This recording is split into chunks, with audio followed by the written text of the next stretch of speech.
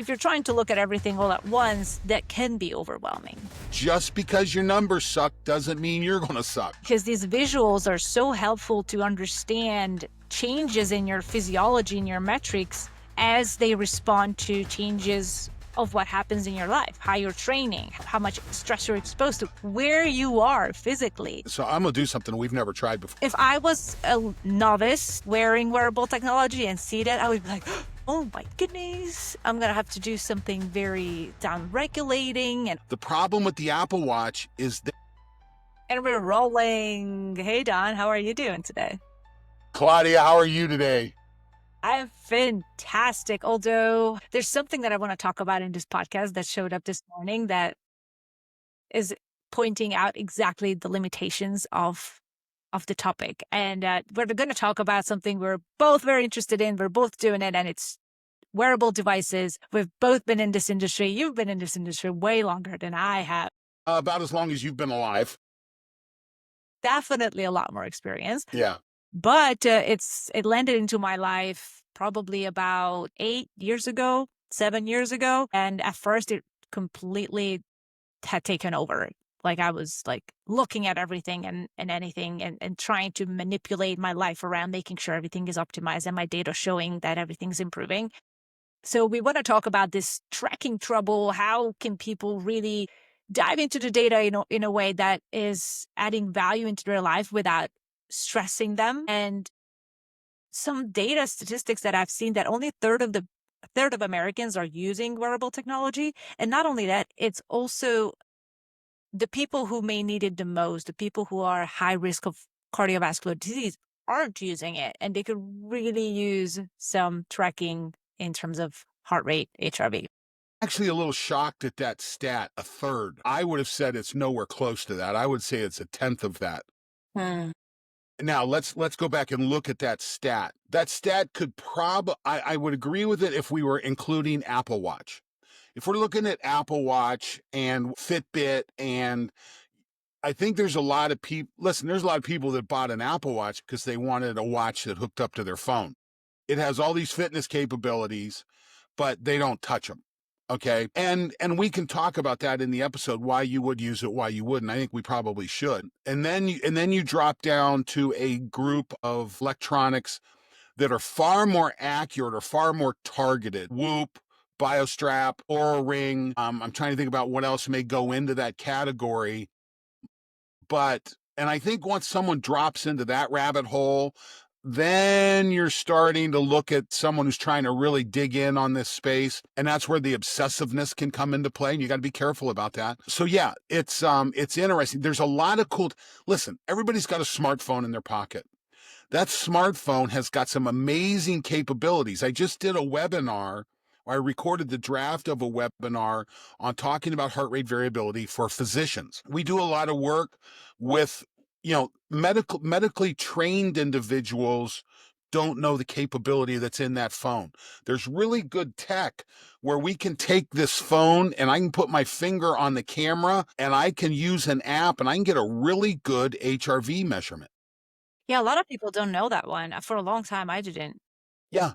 Now, I don't think it's sustainable. I think there's issues with it. I think waking up in the morning and doing it is you need something that is greasier, that's easier to adopt. That's why I love the Oura Ring.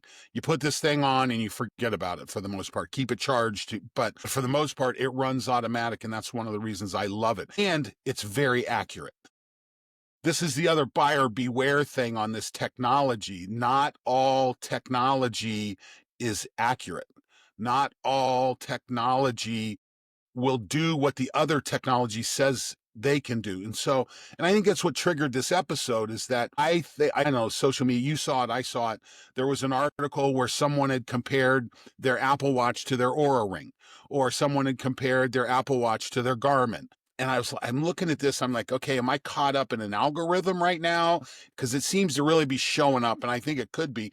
Or all the articles I've seen recently are my Apple Watch versus something else. Yeah. And I thought, well, is Apple investing in some marketing here? Are they pushing the algorithm a little bit? It could be, but I thought it'd make a good topic for today. Yeah, when I read that article that you sent me, it was on Today or Today's Show, Hmm. today.com. And the journalist, compared her Apple Watch SE to the Aura Ring. I'm not sure if it's Gen 3 or Gen 4. And overall, she chose the Apple Watch. And I was really surprised that, like, best overall, she chose that one instead of the Aura, even though she made it clear that there are limitations to accuracy and battery life and all these other things that for some people can be critical. Yes, the Oura Ring doesn't have and this is not meant to be like an advertisement or any sort. Right. No, no, no. But I started with the Apple Watch. My into the world of wearables, what was the Apple Watch, and I was looking at my steps at the time, and I was looking at my caloric expenditure at the time, and just my activity, and of course, love the fact that I can read my text messages on there. And then as I graduated on, now I'm using Oura Ring throughout the day as well as at night because I've become a lot more interested in tracking nocturnal data and sleep quality. I don't really care for having a screen in order to see my text messages because if anything, what we learned in this world of technology everywhere around us, I want less pings, I want less Right. notifications. And yeah, so it was very interesting to see how she chose Apple Watch over Aura. But again, priorities can be different. Well, I totally agree with you. There's, I have watched people take their Apple Watch and really adopt great lifestyle habit changes just based on the three rings. Did I fill my ring up? Listen, I love that. I think there is I think that is where technology is Yes. definitely benefiting humanity, no doubt Yes. about it. And if you make the next step, okay, not only am I moving, but maybe I want to do more. I want to look at everything else. We go back to my four rocks in the jar: movement, nutrition, sleep, light, in the purpose. Listen, movement, anything that gets you moving more, whether it's your Apple Watch or it's the dog that you got from the Humane Society. If you get the dog, your Apple Watch will say you're moving more, preferably, hopefully. But I think that's great. But then we start to go down the rabbit hole. And I think that's where we can spend some time talking about Apple Watch is not you listen, I've had Apple Watches back since Gen 2. And I have not bought the latest because, first of all, it bugs the shit out of me. I am so tired. I'm so tired of it distracting me. And I have to put so much effort into turning alerts off and doing things like that. Number one, I don't like that. Number two, when I use an Apple Watch as a heart rate monitor, it isn't accurate in my book. So I cut my teeth on wearable technology as an employee of Polar Electro, the company that invented wearable technology, a Finnish heart rate monitor company. And I've been working with Polar products since before smartphones. Hmm. We were just getting into cell phones when I was working there, but we definitely weren't into smartphones yet. In fact, I had left Polar when the smartphones really started, the iPhone came out, the first gen. But yeah, I don't like my Apple Watch as a heart rate monitor. I don't like my Aura Ring as a heart rate monitor because there's just too much data fallout. It misses too much in my book. And I'm kind of a listen, I'm an exercise physiologist. I value quality physiological data. I like that. So I tend to go back towards Polar Garmin for my heart rate tools. I've almost moved away from an Apple Watch. In fact, I only wear an Apple Watch now on travel days. If you're a listener, my wife and I live in an RV. We're nomads.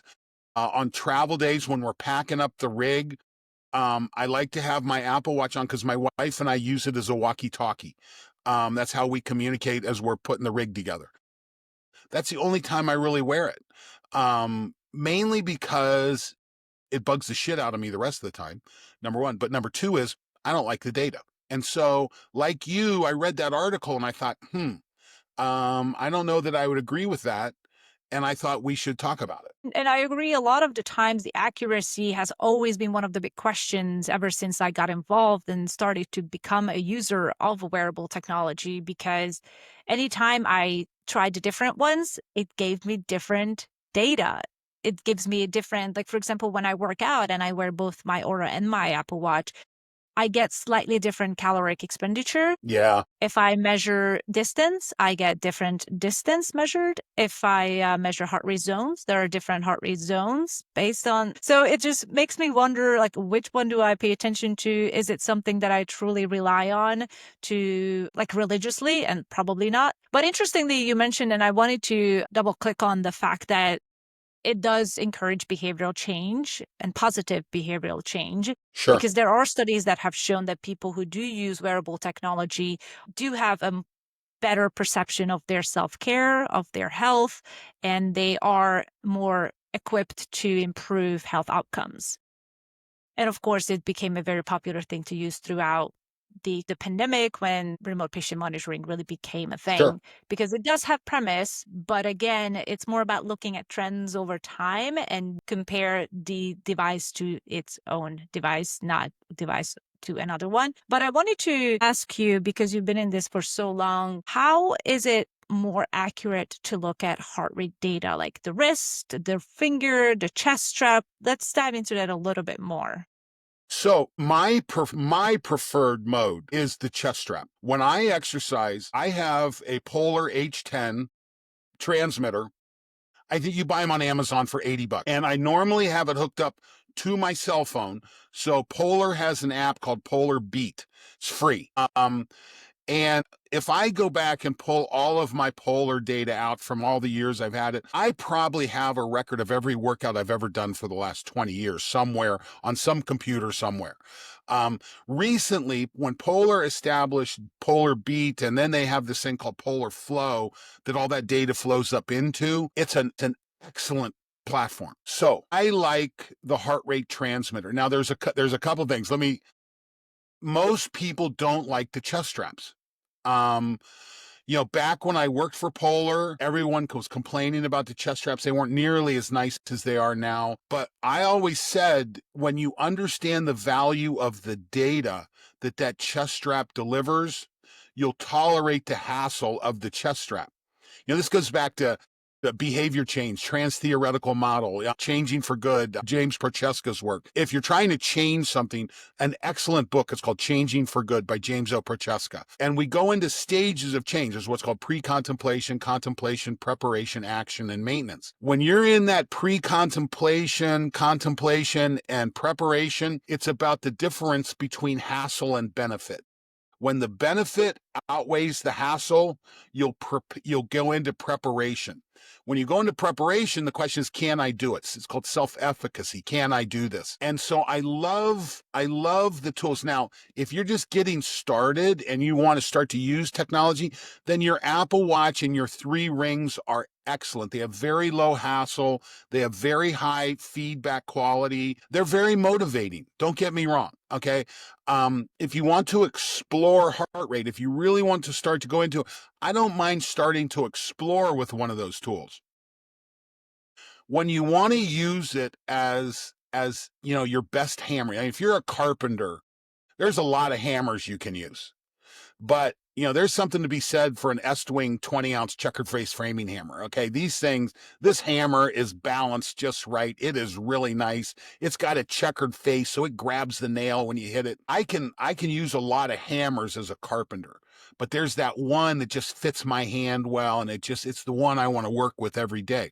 Well, I think this is the same thing with technology. What's the technology you want to work with every day?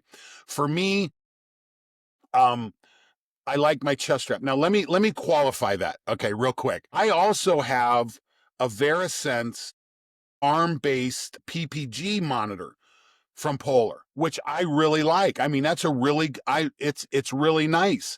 It's very Yeah. accurate. Now with the H10, I can do HRV and HR with that. Okay, it broadcasts at a level so I can do both of those. With the VeriSense, you can only do heart rate. Okay, with that said. But my wife's using the VeriSense right now. So I've got it all hooked up to her gear. And rather than going back and forth, I just went ahead and pulled my old heart rate, one of my old transmitters out and started using it again. It was like an old friend. I'm like, man, I really, the data's really good. I can wear it in the sauna. So when I That's sauna, great. I'll get heart rate on that sometimes. A lot of times, and I we've talked about blood flow restriction training. There's a lot of times I've got my limbs blood flow restricted, which will affect measurement of heart rate via PPG out on the limb.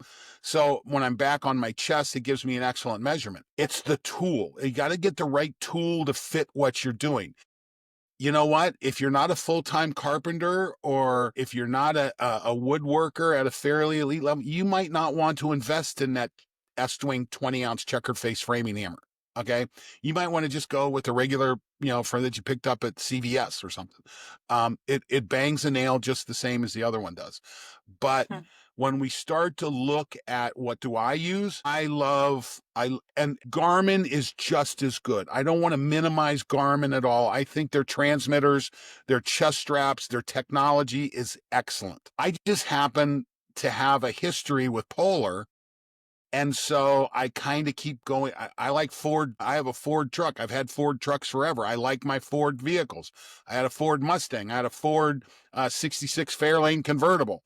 I'm a Ford guy. I'm kind of a Polar guy. So that's kind of where I go back to. But I like the chest strap. And that's the beauty of technology, isn't it? That there are so many options available and they are all good. Like I wouldn't say that either the Apple Watch or the Garmin or the Polar or something that like no you shouldn't do because they're widely inaccurate. Like they all have a really good value for people to Yes. get started, and they should have a device in order to have that GPS of am I improving my health or at least sustaining a healthy body, or is something changing? And that's one of the things that I really like They're about good wearables. in categories. And I think that's what we want to talk about today. What's the category? Where's the fit for the product? Because that's what didn't come out in that article. Do I like my Apple Watch better than my Aura? Frankly, that article, it was an apples and oranges comparison. For her comparison, I see why she chose the Apple Watch. I don't think she had a clue as the capabilities of the Aura Ring. So, and again, I'm seeing this, and again, I don't know if it's an algorithm, or I don't know if it's Apple pushing their product or what. I would love for Apple Watches to be effective tools for measuring heart rate and heart rate variability. I would love it. They do measure heart rate and they do measure heart rate variability. They do both.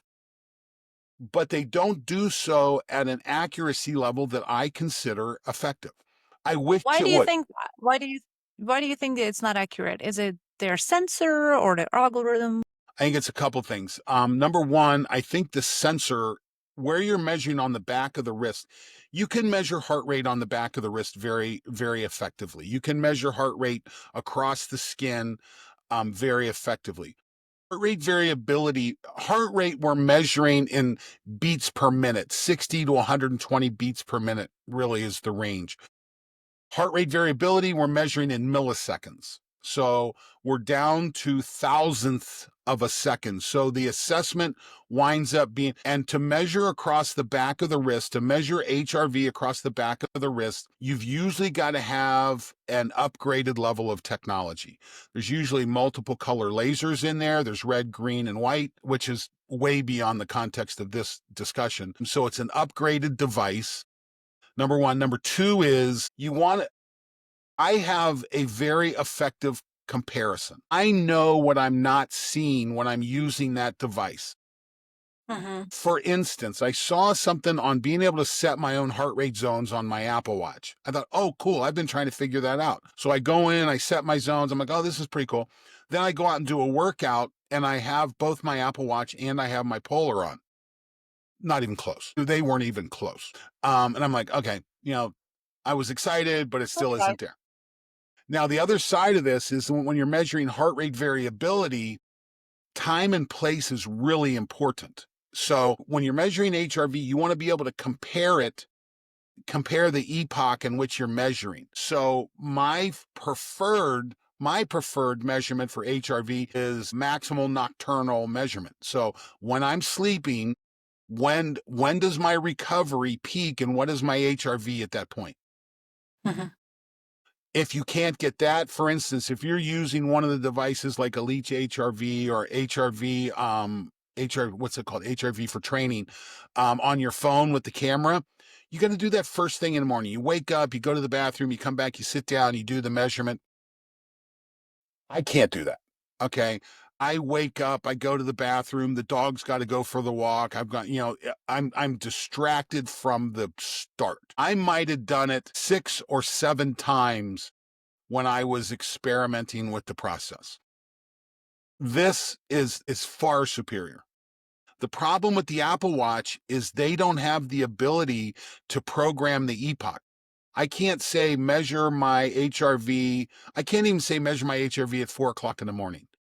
The good devices are measuring it throughout the night. They're tracking it and they're giving you, okay, what is your best measurement? And they're showing you the data. That's what a good device is. I can't do that with an Apple Watch yet. When they do, it becomes killer. It absolutely becomes killer because there are so many Apple Watches on the wrist of people out there. When they're able to unlock now, and listen, I don't know what the people at Aura think. And you were just at a health optimization summit. I think you were telling me about 2 different ring companies that were there besides This one, Aura. ultra human. Yeah, ultra human. So I'm seeing this stuff pop up. So the rings are getting pretty popular. So I'm sure Aura lawyers are going crazy over trying to protect their IP.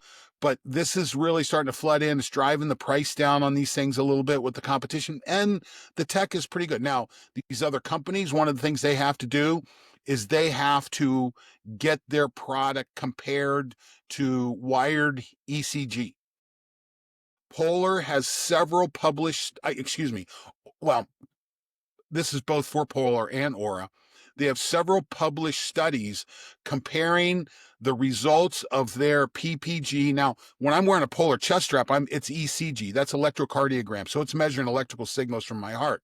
When I'm measuring out on the wrist or on the forearm with photoplasmography, that's measuring pulse, not heart rate. That's much harder to do. And Aura has several good studies out there where they've compared their product to ECG, wired ECG. It's very accurate. Polar, from a heart rate standpoint, 99% as accurate as a wired EKG. So that's kind of where I go back to these other companies. In my book, if they really want to break through, they've got to do that white paper study. They got to say, okay, we did the study. Here it is. And you should look for it. You should be able to find that on their website. Yes, I couldn't agree more. That just really shows them going the extra mile to prove to us, the consumer, that their device is comparable to gold standard devices that are used in a clinical setting. So it's making those clinical measurements a lot more accessible on a Yeah. daily basis. Well, and before we started the podcast, you and I were talking. I'm going to send you over the draft of a webinar that I'm putting together to teach doctors about heart rate variability and using it in their clinical practice. In the bibliography of this particular webinar, I think I have 20 papers that in the conclusion is we should be using HRV in clinical medicine. We should be using HRV from wearable devices in clinical medicine. So we're there. The technology's there. The tools are there. They're accurate. Now, as new people come into the market, you need to make sure that they validated their tools.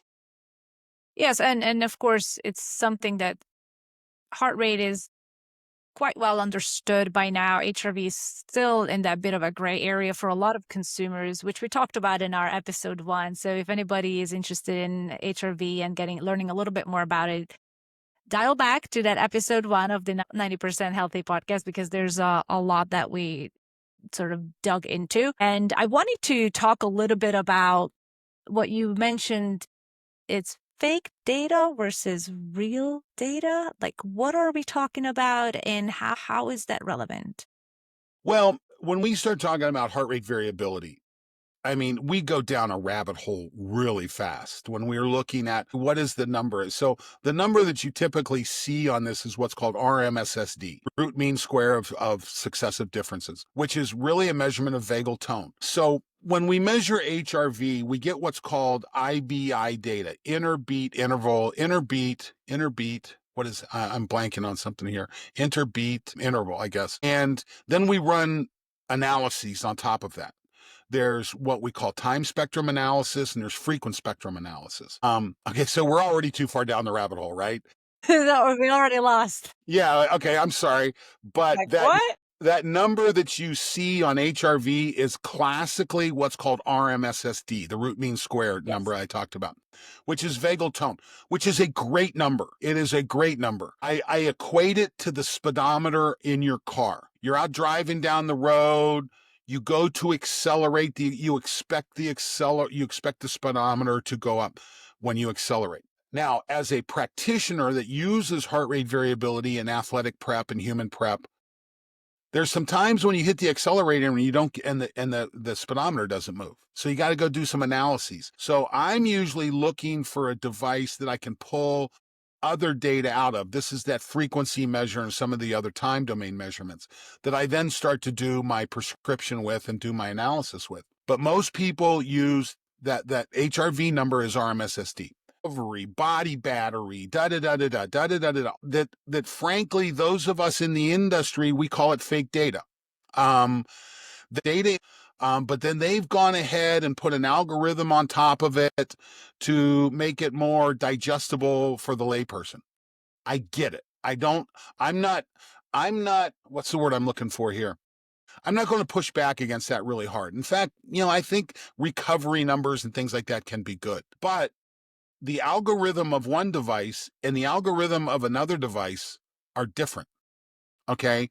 So right now, there's no clinical way of lining up sleep quality, recovery, body battery, da da da da da. There's no way of lining those up because the algorithms that they use are usually black box. You usually don't know what they are, and you just can't align them. I can align heart rate and I can align RMSSD, HRV.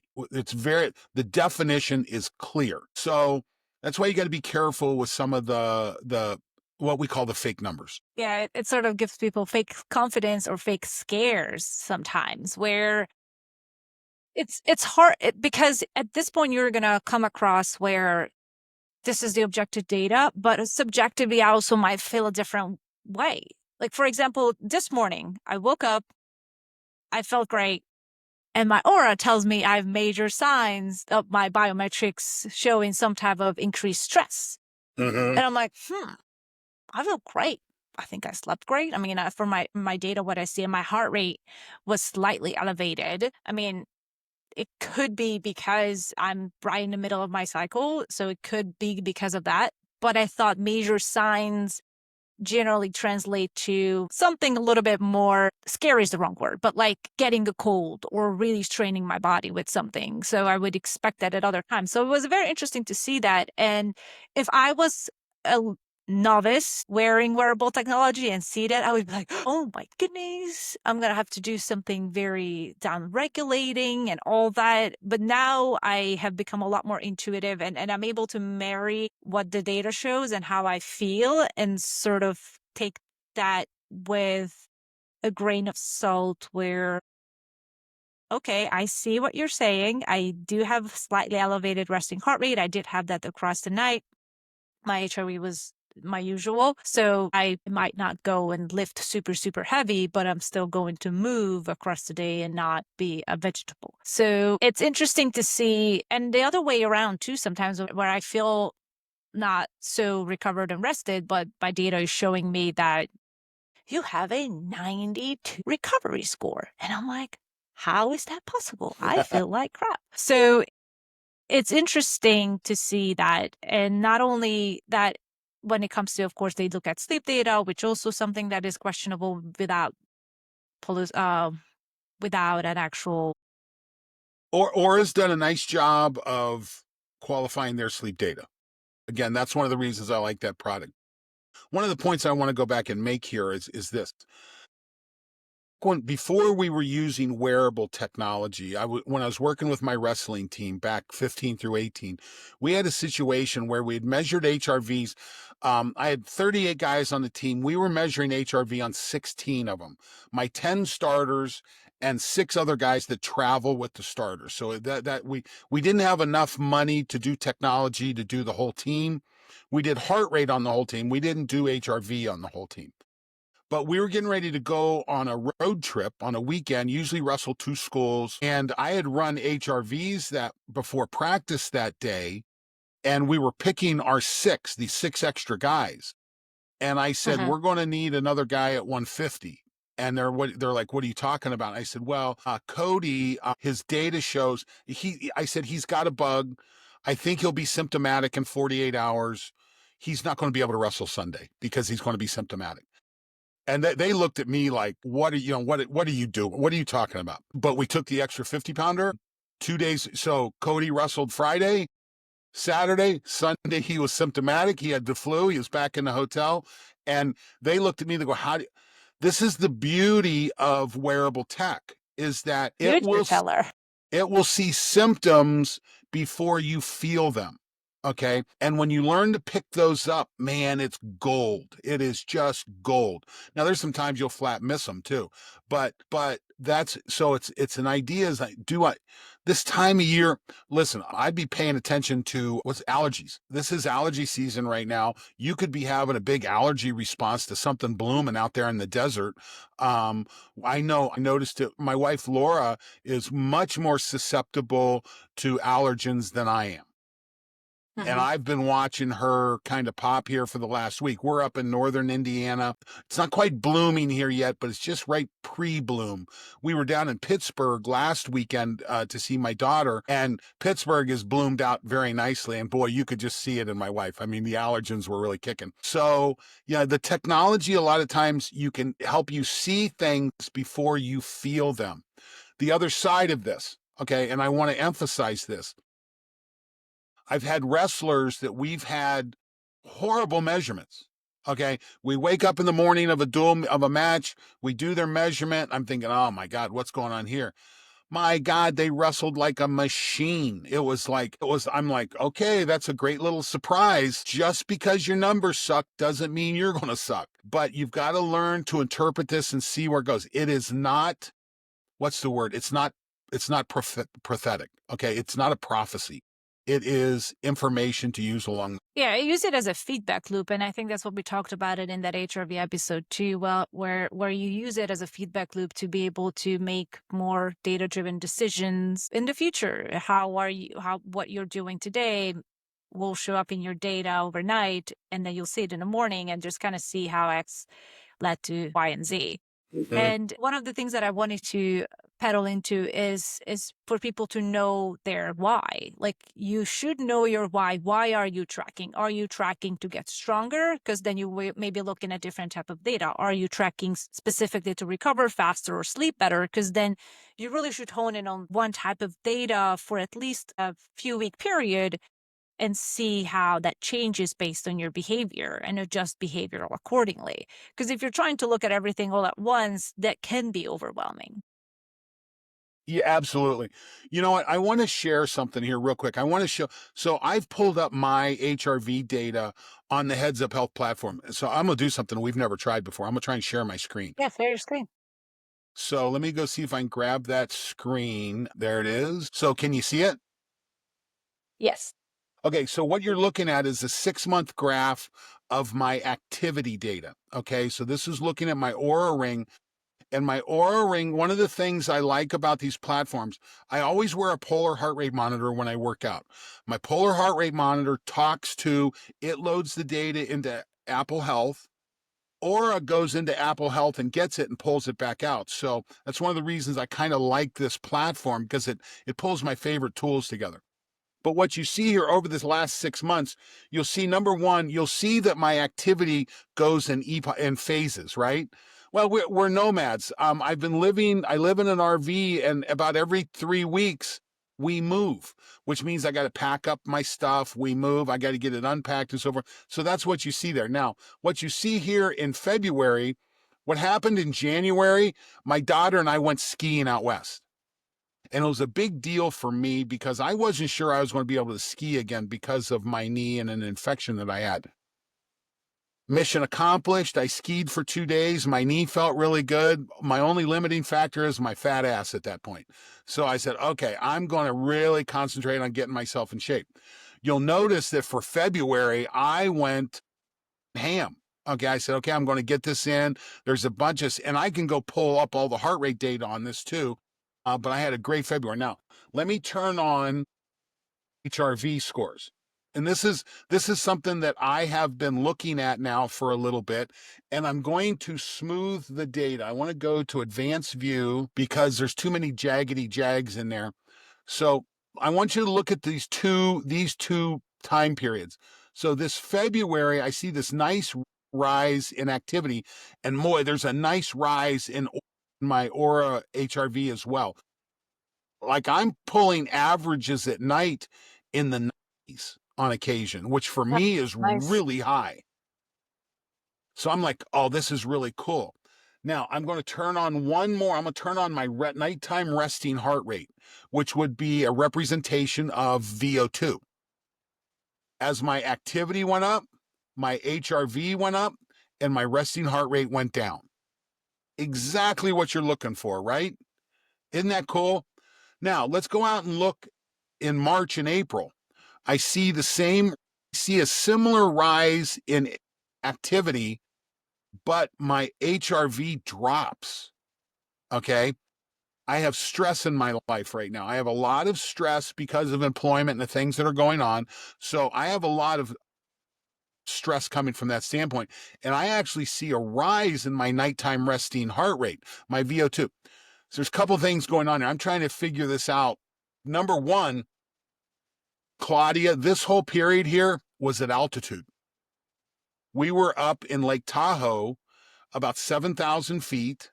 So I'm training at altitude here, which is, I'm like, interesting.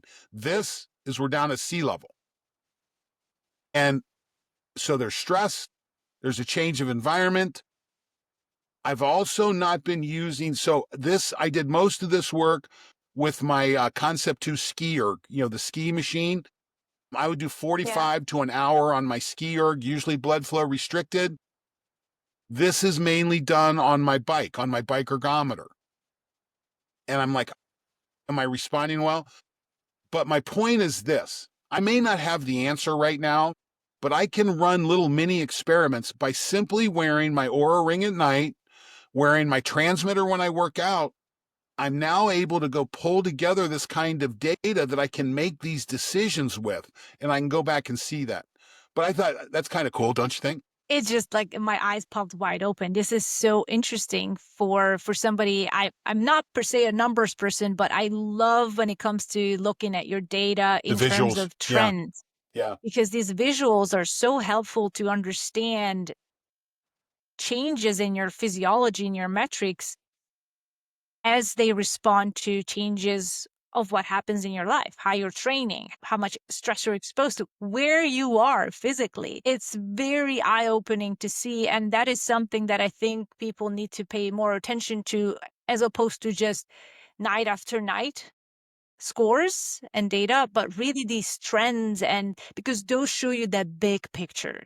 Those show you how overarching behaviors and habits impact your body in one specific way. And these data visualization platforms give you that mirror to see and interpret it in a way that makes sense. And of course, if it's not that easy, so there are so many people out there who help coach you in Mhm. how to make sense of that data.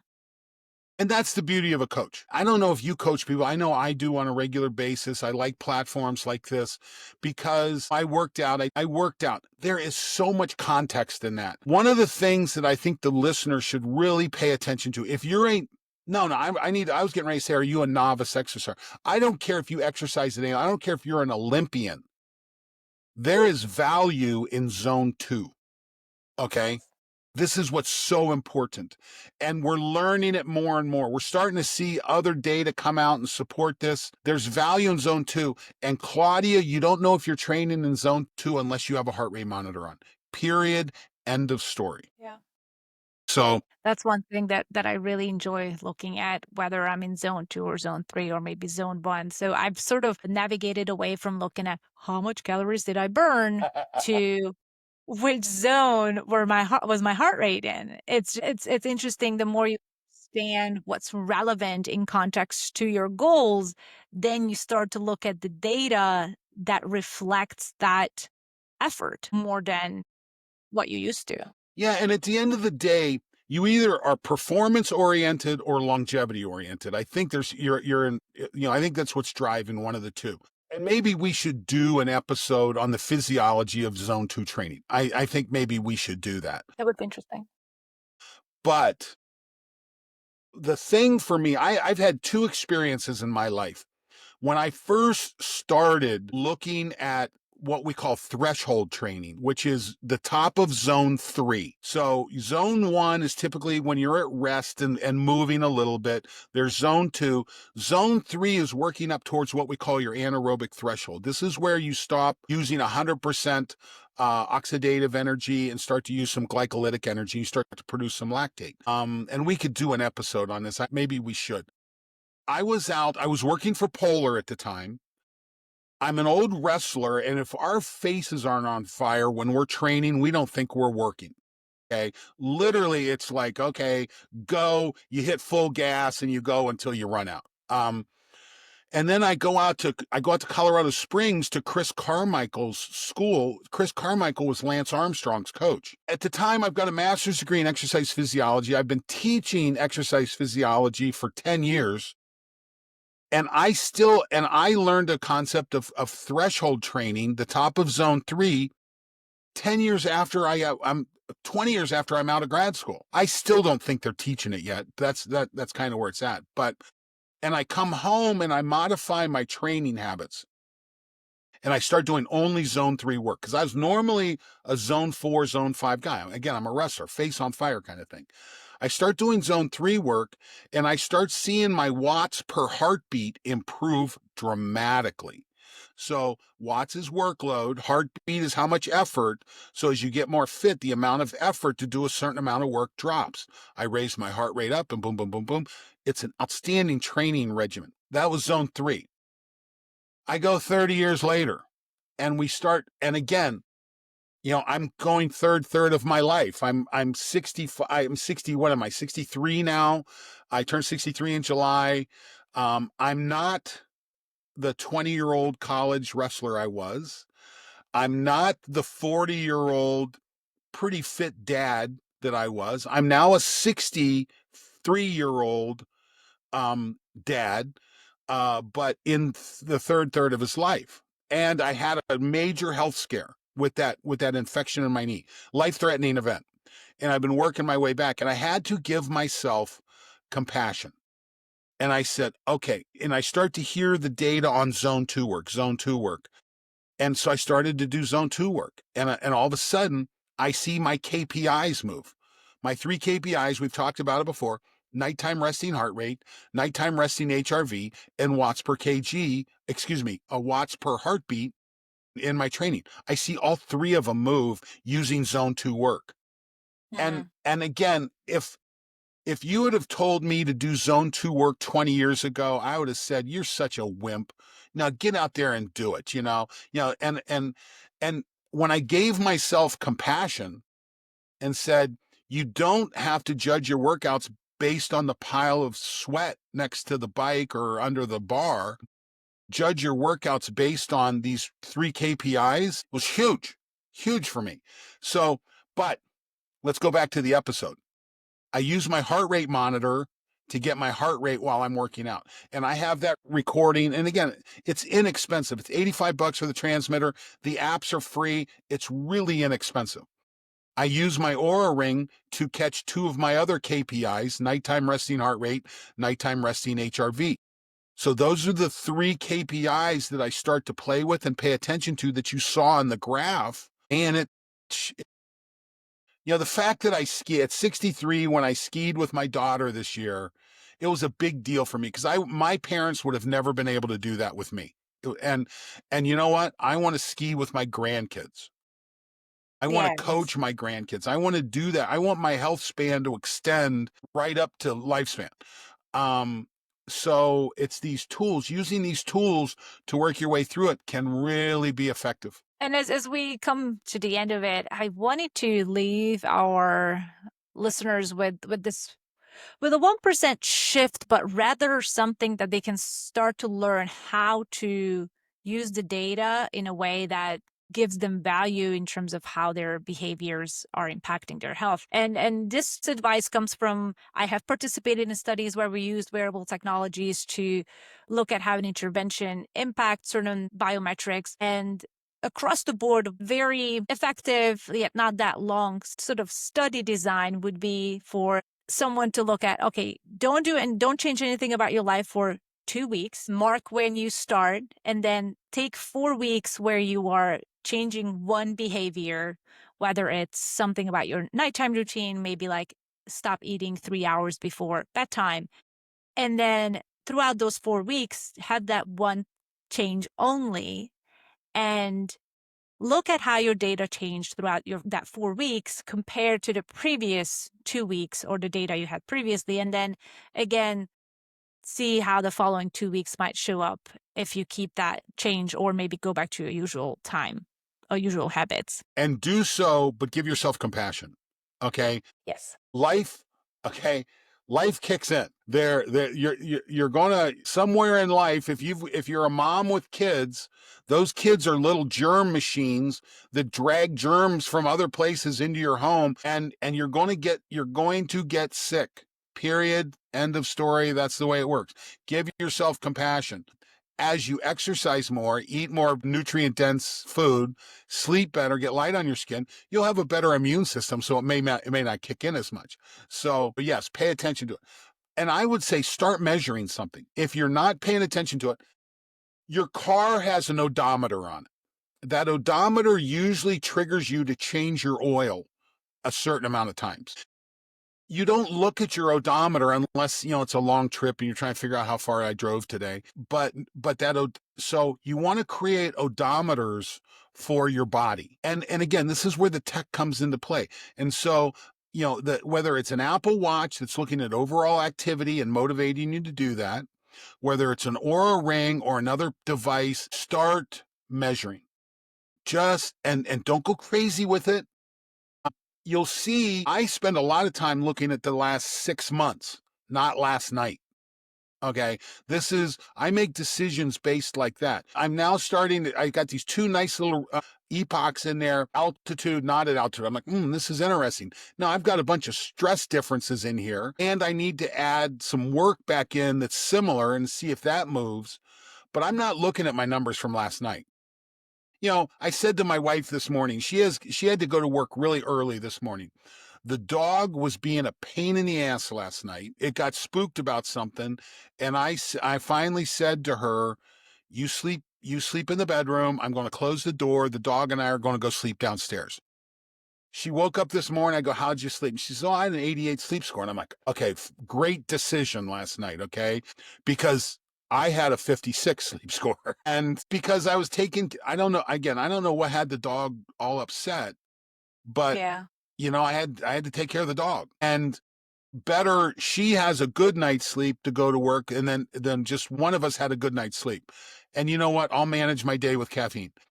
But yeah, that's where these things start to come into play. And again, that decision to not sleep in the bedroom, but to sleep in a different room and get the dog out. And now I have data that justifies that decision for me. I'm like, Yeah. good, okay, makes me feel good Don't about it. do that too often. We And try. also go back to Lake Tahoe. Your Oh, data really I'm liked doing it. my best. Okay, we've made that decision already. So yeah, we want to get back out to South Lake Tahoe as soon as we can. That's fantastic. I love it. Dawn, is there something we didn't talk about that we wanted to or should have There's a talked ton of about? things we didn't talk about, but that's what we do. Listen, I felt like we did a pretty good job of pulling the whole thing together. There's Good. quality tools out there. Again, we're going to and think about if I'm missing something. Love Aura Ring for measuring the nighttime HRV, resting heart rate, things like that. Polar Garmin, excellent tools for measuring heart rate. I don't care to wear a watch to bed. So Neither. now, I'll tell you, there's a device I see emerging right now. It's called NowWatch, NOWATCH, nowwatch.com. It's a watch. Its sensor array is really good. Their software is coming. I expect this to turn into something. They're not quite there yet. Their device is excellent. trying to think, is there something else you'd recommend as far as devices, measurement devices? I mean, I've never used a Whoop, but I know a lot of people love Yeah. it. I've heard mixed opinions on its HRV accuracy.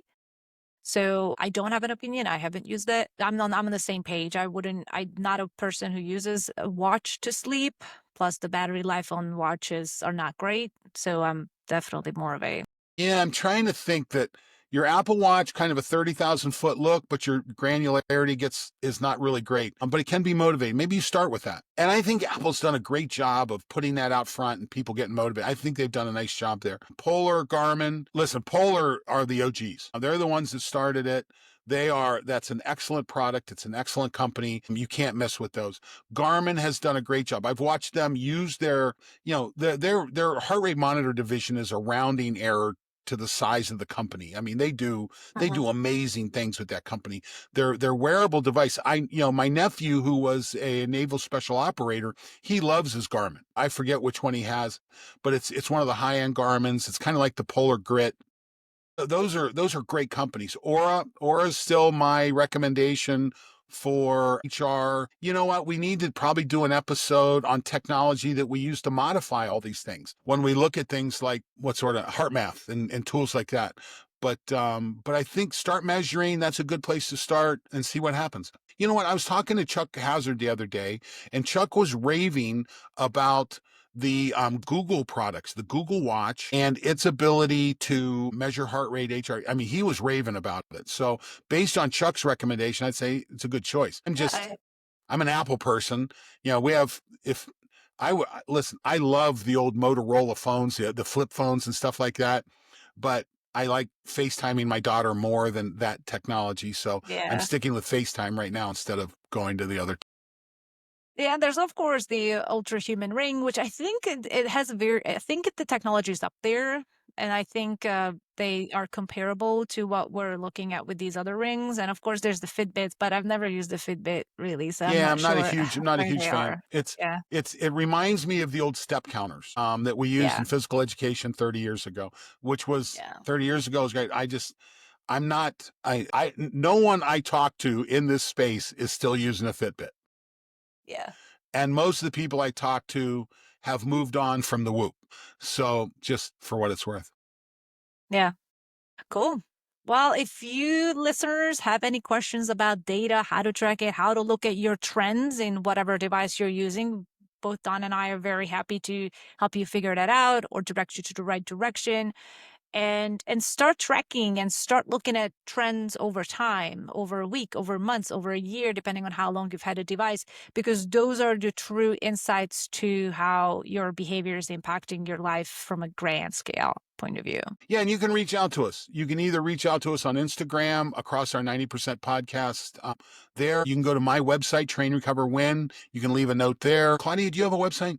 Yeah, Well, there you go. bylinebyclaudia.com. And of course, you can always look at some goodies and discounts in the biohackingboutique.com. So there's all kinds of good stuff for you all. And make sure to subscribe. Okay. Well, we can't wait to see everybody next week. See you next week. Bye.